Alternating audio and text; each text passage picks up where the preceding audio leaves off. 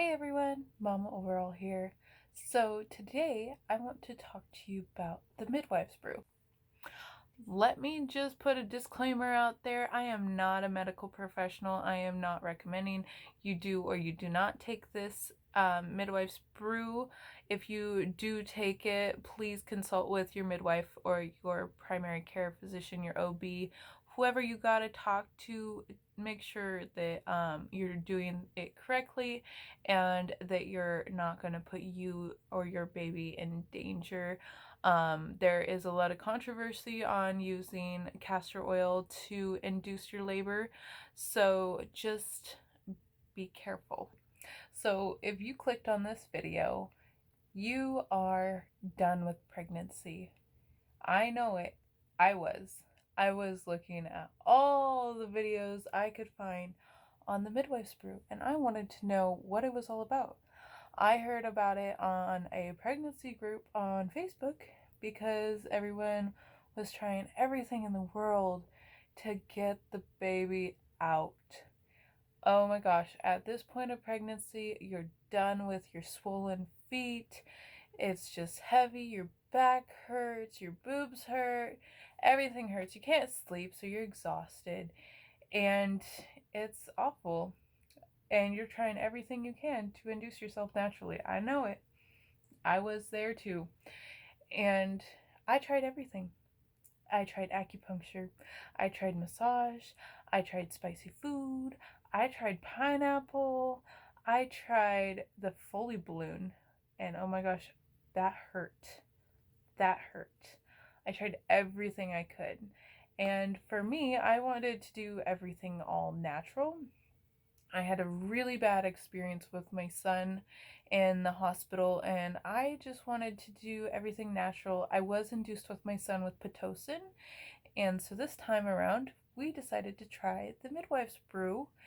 And I tried the Midwives Brew when I was 37 weeks and 6 days, and I wanted to try it a little bit different.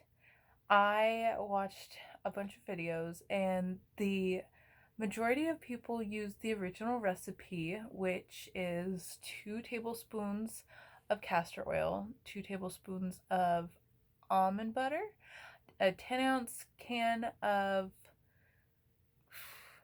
apricot nectar, and then lemon verbena tea. And so I did vlog my whole experience, and I will go ahead and let you watch that now, and stay tuned and we'll discuss some things after. Well, I'm going to make this a little bit different. I'm using peanut butter, and I'm making like something more of a milkshake type thing. I have this coconut cream that I'm going to use, some vanilla yogurt, and then I'm going to thicken it with a banana. It's kind of overripe banana, but it's what I got. And 2 tablespoons of this, and we'll see if it works. I am going to drink this on the side. Midwives Brew, they say you need to drink or put lemon verbena tea, and it's not going to taste good with that. But I've been brewing this for 24 hours. It's fresh from the garden, the leaves, and it is very dark. So I'm going to strain this and drink it on the side with this. I might use it in, I don't know. Ugh. Here goes the castor oil. Ugh. That looks gross.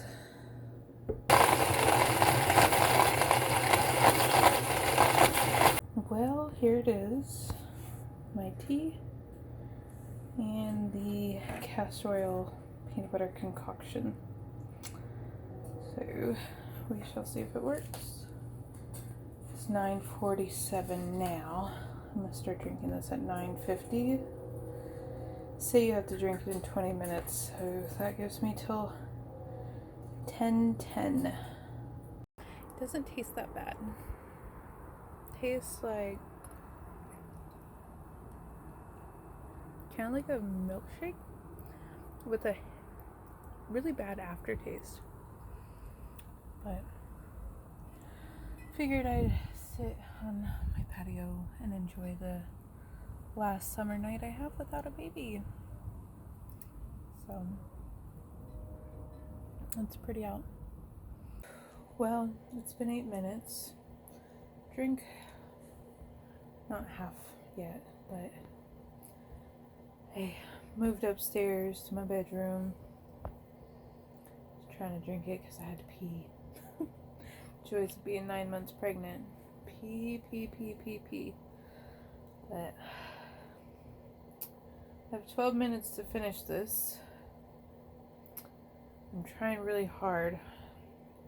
Just really still full from dinner. We went on our last date before the baby comes to a really nice Mexican restaurant, and I ate a lot of food. And it's hard for me to finish this right now because I'm still full, even though it's been 2 hours. A lot of the videos I watched before making this said to wait at least 2 hours after you eat to drink it, because you're supposed to take it on kind of an empty stomach. That's not happening so far with me, but I also wanted to make sure that I have enough calories and I feel okay to be able to birth a baby. It takes a lot of energy, so let's get going. Don't eat Mexican food before taking castor oil. It's awful. Just don't do it. Don't do it. I ate the spiciest food. They said spicy food. You know, eat spicy food. It's supposed to help you go to labor. Well, food's not very spicy to me. But I had this hot sauce and it was spicy, okay? It was homemade. It was great. The Mexican restaurant was awesome. But holy damn, my butt hurts. Just don't do it. Just don't do it. Be choosy about your last meal before drinking that. Because, oh no.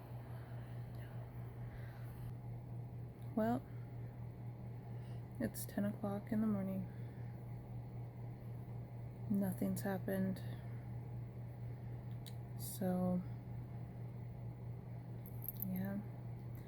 I'm gonna go back to bed because I had the worst night's sleep. It was way too hot, and it's supposed to be 90 degrees again today. So my house is gonna be way too hot again. So I'm gonna get some sleep before it gets too hot. Maybe labor will kick in. They say it can be up to 24 hours, according to Google. I don't know. I'm not having a lot of hope right now. So, we'll see. So, as you can see from the first time I tried the castor oil, I did not induce my own labor. I had 10 hours of very, very painful contractions. I thought we were going into labor and it was gonna happen, but it didn't, and it was heartbreaking. I really was ready to have the baby. I even prepared the day before. I did some fun things with my son. Me and my husband went on our last date. We were like, oh, our last date without the baby. We did everything I wanted to do. I cleaned the house. We had meals all prepped. It didn't work. I was so upset and it was so painful. But I thought it was just because I did it wrong. I figured, oh, let's try the original recipe. And so this is how I tried the original. Well, it's been 24 hours since I took the last brew. So I'm gonna try it again. And this time, my husband wants to do it with me. So, since if it does put me in labor, I want him to be functional. Functional? Like you want to fucking be functional? And not in too much dire pain. So I'm gonna give him half the castor oil. No, I want the full thing. Okay, we'll see. We're gonna do it how the Midwives Brew calls for. So my lemon verbena tea is not as dark as it was yesterday because it's only brewed for 2 hours. And since my husband's allergic to nuts, we're gonna make his first with sunflower. I'm not gay. Sunflower butter. All right, let's do it. I need a straw or something. Sunflower seeds, that shit stink. Here goes nothing.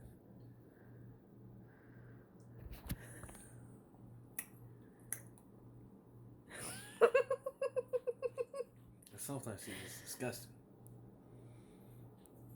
It's the only thing. Everything. I might be allergic to that. No, you're not. You eat sunflowers every day. See, sunflower seeds. Did we look at the ingredients on that damn thing? Yes, it just had sunflowers. I got my pen. Oh, my throat closing up. No, it's not. Yeah, I need a straw for this shit. You have this whole big thing left.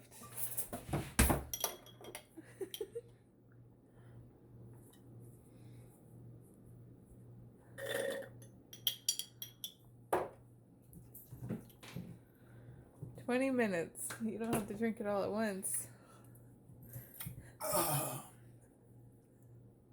That's disgusting. Here it is.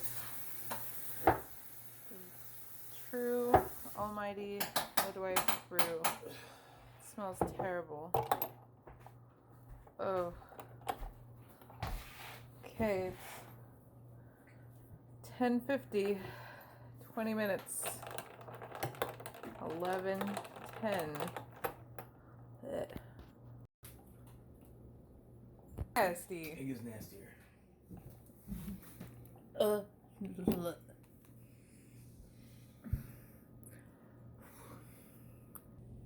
Oh my god. I've only had a couple sips and this is gross. I'm gonna try to finish it, but I'm feeling nauseous already. It's like, okay, we'll see what happens.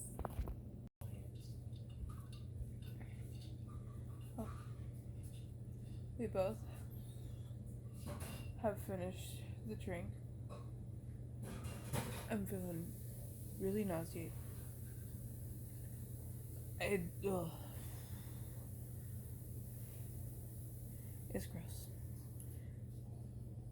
Oh god. So I'm trying not to throw up. And I guess we're gonna go to bed here in a little bit.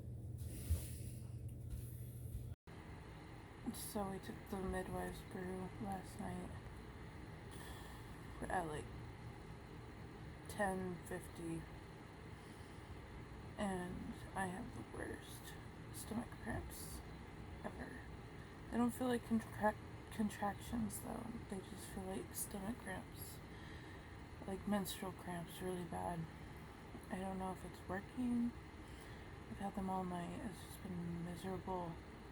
And it's super hot out and humid, and I'm just sweating, and I feel like crap. And it was awful because TJ took it too, and he's been shitting his brains. He's just been pooping all night on the toilet, and then I need to use the toilet because I have to pee every 5 minutes. And yeah, it's been fun. So we'll see if this is the real thing. So as you can see, it didn't work again. It was a fun experience kind of, sort of, to have my husband there experiencing the pain with me. Obviously, he wasn't experiencing the same pain, but he was on the toilet all night long and he was hating himself for even doing it with me. And let me clarify, I did not force him to do it. He wanted to. He was all on board 100% that he wanted to try the castor oil and he wanted the full amount. I tried to convince him that it wasn't a good idea. So it was a rough night. We were both on the toilet all night. We were up all night. We didn't sleep. And it was again another night of pain. And after that, I just gave up. I just quit everything. I didn't want to try to induce my labor anymore. I did kind of go into a little bit of like a depression because I was like really wanting the baby. So I had a couple days where I just kind of was lazing around, didn't want to get out of bed. I was sad. And just over pregnancy, I just wanted it to end. At that point, I thought that I was going to go for, gosh, I don't know. I didn't see an end, and my midwives told me that they would let me go till 42 weeks being pregnant.